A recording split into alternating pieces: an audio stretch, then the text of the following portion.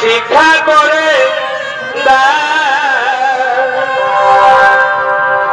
শিক্ষা দিতে দাদা কৃষ্ণ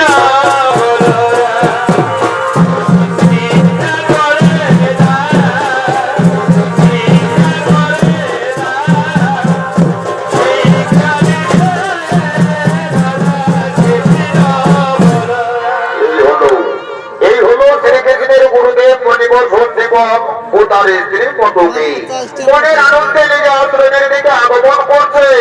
নৃত্য পরিবেশনা করে দেখাচ্ছেন দুই তরুণ নৃত্যশিল্পী বৃহস্পতি মাহাতো ও মঙ্গল কুমার মাহাতো।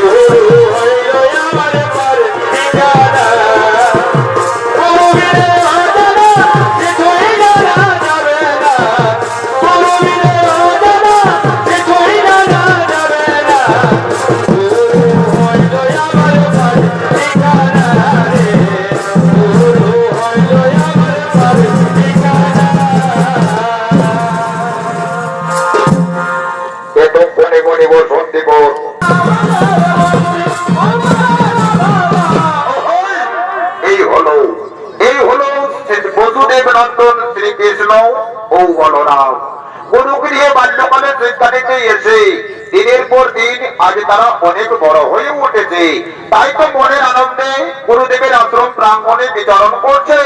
আর এতক্ষণে কৃষ্ণ ও বলরামের অভিনয়ে চরিত্র পরিবেশনা করে দেখাচ্ছেন দুই তরুণ চরিত্র শিল্পী মোহিত সিং সর্দার ও রাহুল চন্দ্র বাউরি।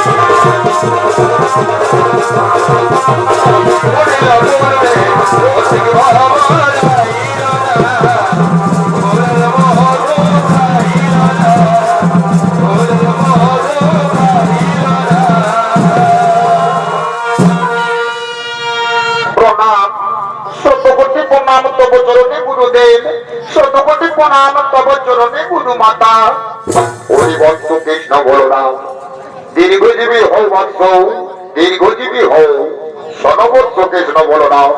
গুরুকুলীয় শিক্ষা লাভ তোমাদের শেষ হয়ে গেছে। আমার হতে সমস্ত শিক্ষায় তোমরা লাভ করে ফেলেছ।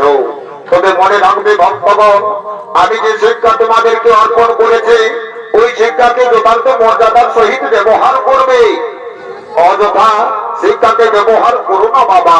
যাও বৎসগণ, এরপর তোমরা নিজ বাড়িতে চলে যাও, কারণ অনেকদিন ধরে তোমাদের আপনজন তোমাদের অপেক্ষায় রয়েছে।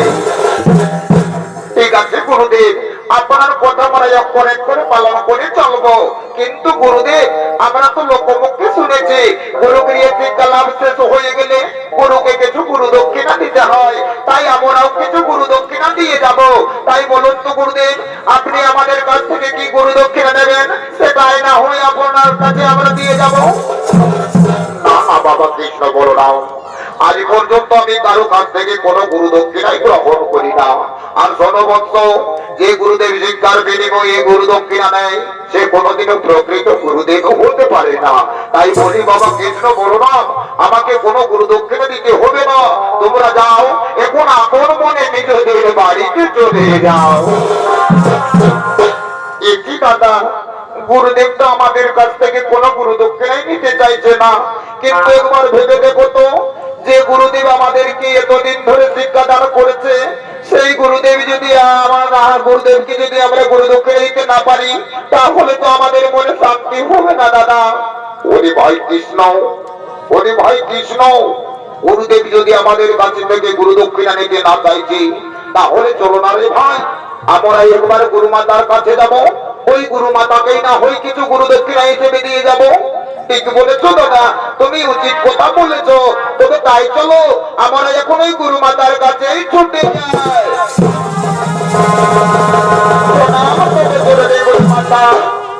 কি বাবা কৃষ্ণ বলরাম, কি হয়েছে বৎস?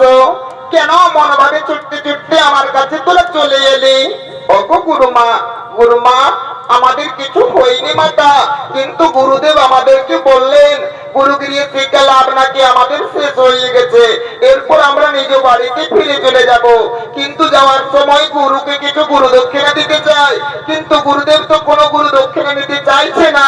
তাই তুমি বলো তো গুরু মাতা, তুমি আমাদের কাছ থেকে কি গুরু দক্ষিণা নেবে? সে চাই না হলে আমরা দিয়ে যাব। না না বাবা কৃষ্ণ বলরাম, তা হয় না রে, তা হতে পারে না। আমি আমি আমি গুরু দক্ষিণ নিতে পারবো না বাবা, তোরা যা, এমনিতেই চলে যা, আমি গুরু দক্ষিণ নেব না। একে গুরু মাতা অমন ভাবে বলছো কেন? আমরা তো তোমার সন্তানের মতো, তাহলে আমাদের কাছে চাইতে তোমার অসুবিধা কোথায়? বলো না গুরু মাতা, বলো তুমি আমাদের কাছ থেকে কি গুরু দক্ষিণা নেবেন?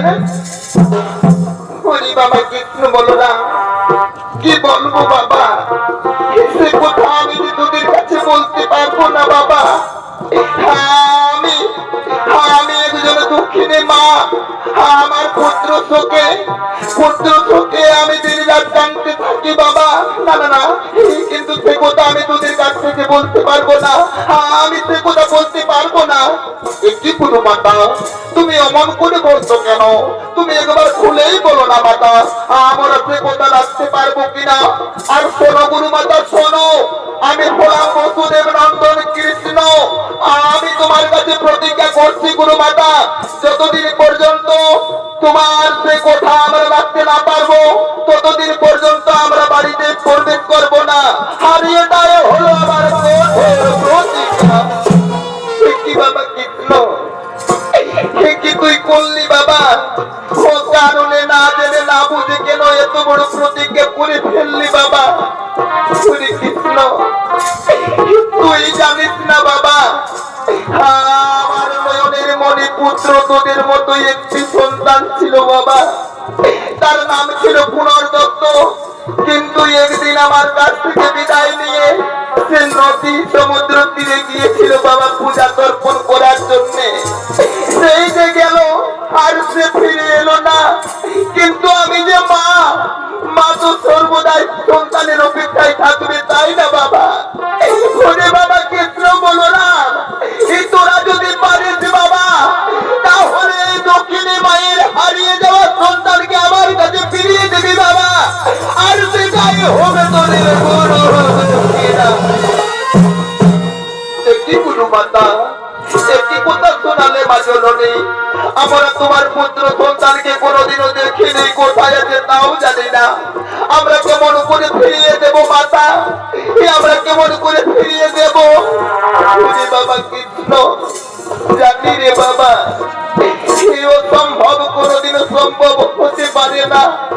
তাই বলছি যা বাবা, তোদেরকে কোনো গুরু দক্ষিণা আমাকে দিতে হবে না।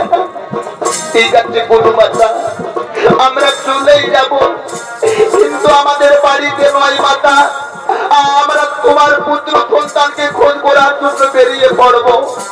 চলো মাতা চলো, শেষবারের মতো আমাদেরকে কিছু ভোজন দিবে চলো মা, আর সেই ভোজন খেয়ে আমরা তোমার পুত্র নয়নের মনিকে খুঁজতে যাব। ওরে পুত্র কৃষ্ণ বলরাম, তাই হবে বাবা, তাই হবে। স্বামী স্বামী গো, চলো না স্বামী, আজ আমাদের নয়নের মনি কৃষ্ণ বলরামকে কিছু শেষবারের মতো আহার দেব স্বামী, আজ শেষবারের মতো কিছু আহার দেব।